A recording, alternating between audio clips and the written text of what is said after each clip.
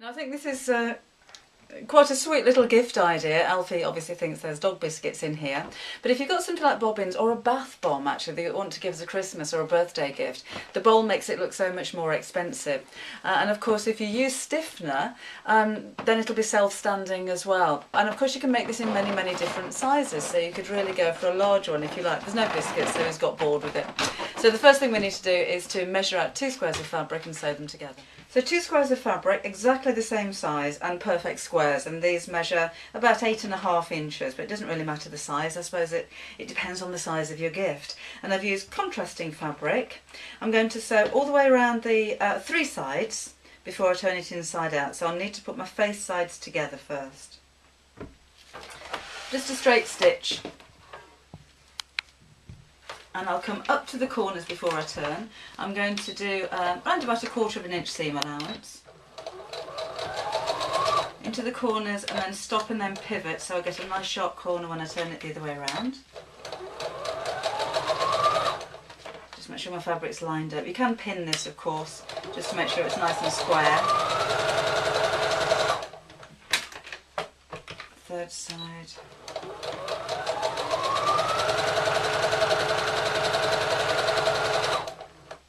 Back a little bit, that's it. Down to the final side. Now I'm not going to leave the whole of the bottom opening for turning. I'm just going to go across the corner, because if I leave the whole of the side open it's not quite as sharp a point when you turn it the other way around. I just need one more stitch there to make it even with the other side. Whoops, there's a few more than one. I'm back onto the side where I started, so I just want that to be the same distance away. And then I'll need to turn it the right way round. Before I do that, I'll cut across the corners, because the less fabric on these corners, the more pointy the sharp's going to be. Careful not to cut through your stitches. But if you do, you can just stitch again. So all 4 sides, like so. And then when you turn, just make sure you push those points out to make them as sharp as you can.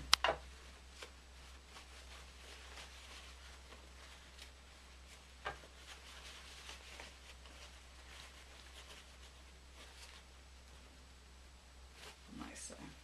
You've got a turning tool that may be useful.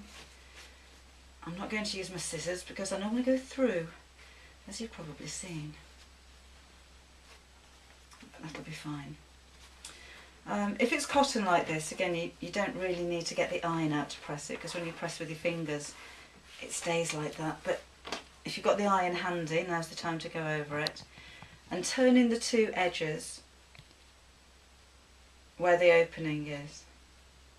And I'm just going to put a couple of pins across there.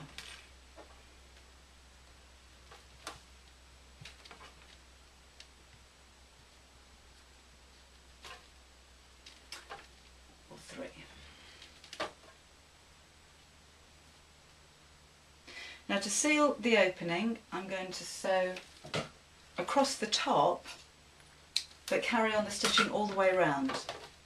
Now if you've got a decorative stitch on your machine, this might be quite nice, if you've got a zigzag even, but I'm just going to use a straight stitch, really close to the edge, only about less than 1/4 of an inch, about 1/8 of an inch away, into the corner, as close as I can. Bit too close. And keep this stitch nice and straight, because you're going to see it.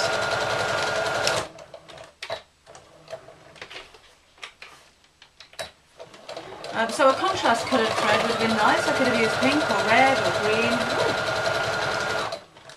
If you're not too steady, then use the same colour as the background so it doesn't stand out too much.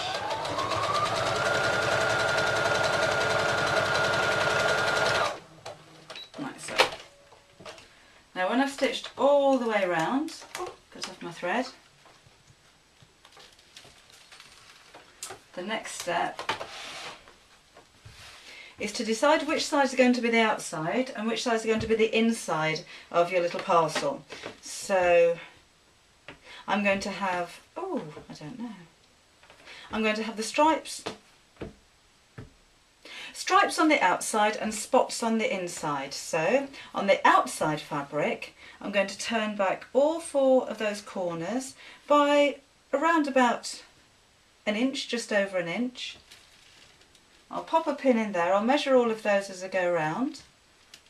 And then I've got tiny little buttons, and I'm going to secure that corner down with a button right there in the corner.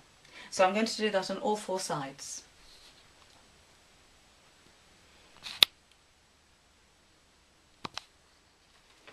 So I've put a button in all 4 of those corners to secure the corner over, and what I've also done is put a straight stitch around about ½ an inch from the edge on all 4 of those sides as well, and that's made a tunnel, because then I've taken a piece of ribbon and I've got a safety pin through the end of it, and I'm going to thread my ribbon through all of those corners, and this is what's going to make the shape of the bowl. So 3,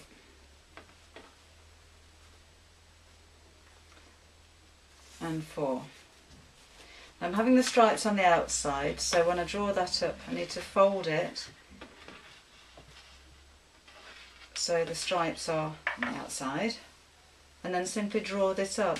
Now as it draws up, I want all 4 of those triangles just to meet. I don't want to draw it up too tightly, I just want them to meet. Then I'll arrange the inside so that's nice and neat as well. Tie this in a bow. I'll tie that in a knot because I don't want it to come undone, with a little bow on the top.